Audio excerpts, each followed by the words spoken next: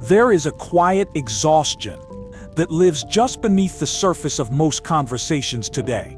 It sounds like filtered laughter, a practiced pause before a line delivered for effect, the careful choreography of a smile meant to land just right. You have felt it, that tightness behind the ribs when you realize someone is watching the performance, not the person. We live in an economy of impressions. We polish our words, stage our smiles, arrange our stories so the spotlight lands on everything except the other person. And yet, despite all the applause, there is an ache. Relationships fray, loyalty thins, and human warmth becomes transactional. What if the thing you have been striving for, to be impressive, enviable, irreproachable, is not what opens doors or heals wounds? What if the truth that leaders from Lincoln to Carnegie intuited, and that every humane person proves, is simple? People don't remember how dazzling you were. They remember how seen they felt. Imagine replacing the performance with presence, not as a tactic, but as a habit. Imagine conversations that feel like you've been given back to yourself, where your presence is acknowledged with the gravity it deserves. There is power in this instead of that. Power not in domination, but in recognition. In the small, deliberate art of making someone feel known, you change more than a mood or a moment. You change a life's trajectory. Presence is not weak.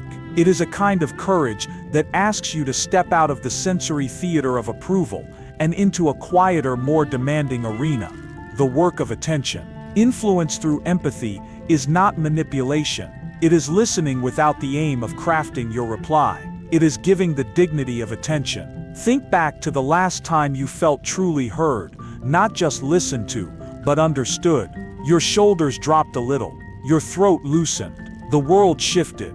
That subtle release is the currency of human connection. People will trade loyalty, effort, and truth for that feeling. This is not sentimental fantasy. It is strategic and moral. Rockefeller's empires had systems, but the man who wrote letters of care understood that extraction without empathy collapses. FDR used intimacy to steady fear, and Eleanor Roosevelt used attention as policy. These leaders didn't rely solely on spectacle. They cultivated the human soil where influence could take root. When you stop trying to impress and begin to notice, you uncover a different intelligence, an empathy that performs better than charisma. It anchors you. It yields results that persist because they are built on human trust rather than temporary applause. Think of Abraham Lincoln standing at a crossroads in a divided nation. He did not win hearts by imposing spectacle. He won them by listening, by showing up as a human being who held contradictions in his chest and tried to understand others' pain. Dale Carnegie taught this plainly. Become genuinely interested in other people, and the world will open.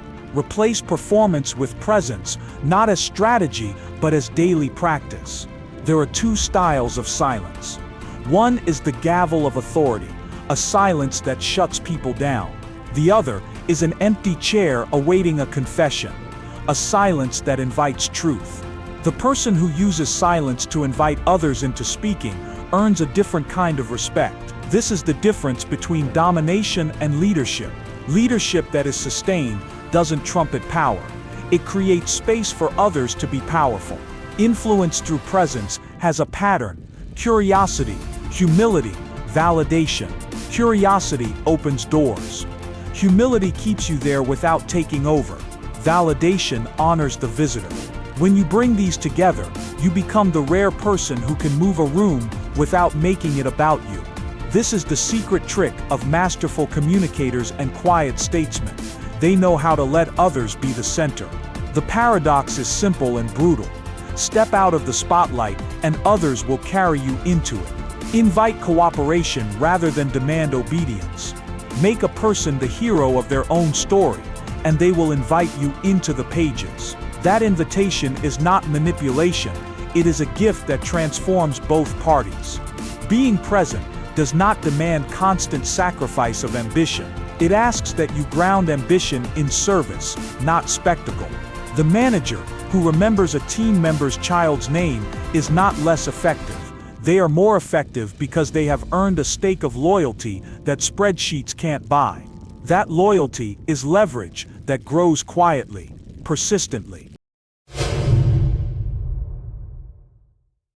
Respect that endures is earned through consistent dignity, not domination. Picture two leaders.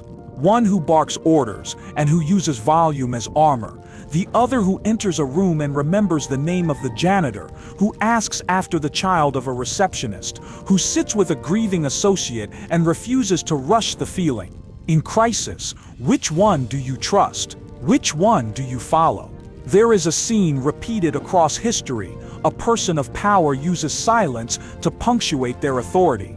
Another uses silence to invite a truth someone else carries. The latter builds a different architecture of respect. Theodore Roosevelt brought energy and courage into public life without cruelty. His brashness was laced with an ethic of fairness. Eleanor Roosevelt redefined a role by treating people as individuals of worth. These gestures are simple, but they recalibrate the field. People want to follow those who treat them as human instruments of worth, not as expendable resources. Respect is not granted because of a title. It accrues through acts of recognition. When you hold someone's dignity in your hands, the receptionist, the intern, the competitor, you become the kind of leader who people will stand behind when the road gets hard.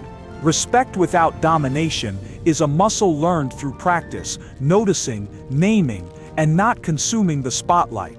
There is also a tactical elegance here. Public praise, private correction. Praise extends trust into the open. Private correction keeps dignity intact. The leader who masters this is relentless in their attention to fairness. They protect people by giving credit outward and handling critique with discretion. That pattern creates cultures that thrive because people feel safe showing up imperfectly. Listen until the edges of someone's words become visible. Listen until their self-consciousness loosens and the truth beneath the performance steps forward.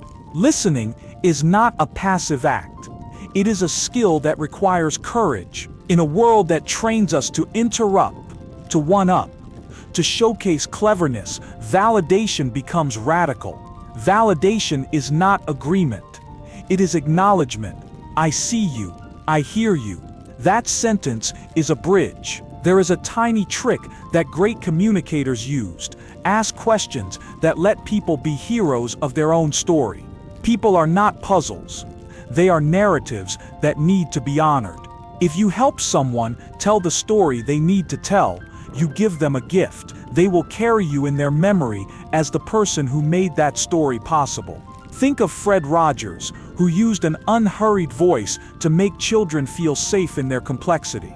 He handed children validation as a matter of practice, not performance. Or consider Lincoln, who wrote long, patient letters to those he wanted to move. He did not attempt overnight conversions. He understood the slow arithmetic of influence. Validation disarms defensiveness.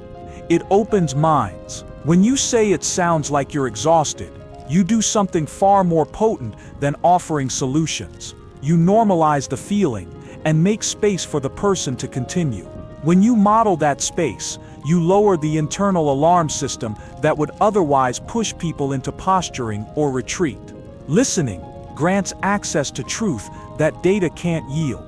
Numbers predict behavior in the abstract. Candid conversations reveal the hidden motives and fears that actually drive choices. A leader who listens gathers the real intelligence that charts better paths. They make decisions not from bravado, but from the texture of human reality. When everyone else is talking, the person who listens is the lighthouse. They become the place others steer toward. That lighthouse is not passive. It takes deliberate calibration, suspending your own agenda, paying attention to nonverbal cues, and returning what you heard in the person's own language. What I'm hearing is a phrase that hands back clarity and confirms presence. Conflict will come. People will clash. Passions will ignite. History will teach you that pain is a teacher. Yet most conflict escalates because we weaponize emotion. The person trying to impress in a fight uses volume as armor and rhetoric as blade. The person who makes people feel seen uses emotional control as shelter, not suppression. Emotional control is not about denying feelings. It's about channeling them into language that becomes a bridge. In family dinners, boardrooms, and protest lines alike, the person who pauses, breathes, and asks, "Tell me more," can shift the room from siege to dialogue. That is not weakness. It is the deliberate practice of containment, the capacity to hold heat so it may be cooled, not flamed. Theodore Roosevelt fought fiercely, but did not degrade the dignity of his adversaries. His energy was directed, not consumptive. That is a template. Fight with courage. Refuse cruelty. Emotional mastery also means knowing when to step back. Not every battle is yours. Not every slight requires a response. The person who knows their edge of responsibility preserves bandwidth for the fights that matter. This is not avoidance, it is strategy. It is also compassion for others and for yourself. When you harness emotion to serve understanding, you become persuasive without force. People will actually change their minds if they think the change was theirs. That is the essence of influence, not to coerce, but to catalyze the internal movement in another person that aligns with a shared purpose. How do you translate this into daily life without making it a checklist? Start small. Pick one person each day and ask a question that matters. Not the scripted, "How are you?" but something that shows attention. What surprised you this week? Or what part of this project keeps you up at night? Practice remembering one detail and bringing it back later. These tiny acts are deposits in a trust account that compounds. Create rituals that honor attention. Arrive 5 minutes early to greet people by name. Send a brief note recognizing someone's contribution. Ask a colleague about their family and remember the answer. These micro habits rewire your reflex from impressing to seeing. Carnegie's early life as a waiter taught him that small attentions changed the way people carried themselves. Those attentions, repeated, became philosophy. Consider the manager who asked an employee why Mondays were hard and learned they were caring for a sick partner. The manager adjusted schedules and told the employee their presence mattered beyond productivity. That decision birthed loyalty that weathered crises. Practical attention is not sentimental, it is high leverage. It reduces churn, it multiplies commitment, and it builds cultures where people will go the extra mile because they are seen. Practice language shifts, replace "you should" with "I wonder if" and replace "I know" with "tell me more." These moves lower the threat threshold and invite true dialogue. Use the practice of naming feelings first. It sounds like you're frustrated, to validate before you offer solutions. That sequence prevents defensive reflexes and opens pathways to cooperation. Boundaries matter. Being present does not mean being depleted. Decide where your attention is renewable and where it is costly. Give with discernment. Radical generosity without strategy becomes burnout. But strategic generosity, consistent, dependable attention, becomes your hallmark. Do nightly rehearsals before sleep. Picture 3 people you encountered and imagine what made them feel seen or unseen. This visualization is not performance, it's training. Over time, attention becomes your muscle memory. There is a moral urgency here. Technology promises connection but delivers distraction. Crowds amplify performance and drown nuance. Choosing the path of attention is a minor revolution against a culture that prizes image over depth. When you choose to see another person fully, you resist that tide. The payoff is quiet and immense. You will be invited into rooms others cannot access. People will confide in you. They will seek your counsel. You will lead not by decree, but by magnetism. That magnetism is not mysterious. It is earned in patient acts of presence. Think of the leaders we remember not for trophies, but for tenderness. Lincoln's letters, Eleanor Roosevelt's relentless curiosity, Fred Rogers' gentle recommitment to children's worth. Their legacies are human, because their attention was human. Their influence did not flicker. It persisted because it was rooted in dignity. As you build this life, set small, measurable intentions. Today I will ask 3 people a question that matters. Today I will let someone finish without preparing my rebuttal. Measure less by applause and more by the number of faces that soften when you enter the room. That ledger is more precious than any award. There will be mistakes. You will forget names. You will default to performance. When you do, apologize simply, correct, and continue. Authenticity is brittle only when we refuse repair. The person who owns mistakes quickly gains trust. The person who hides them loses credibility. A final experiment. Tonight, ask someone to tell you about a book that changed them. Don't interrupt. Repeat back one line that mattered. Watch the way their posture changes. One remembered sentence can alter a week. That is the laboratory of a lifetime. When you stop trying to impress and start making people feel seen, you do more than collect allies. You build a life. You will be remembered not for your loudness, but for the warmth of your attention.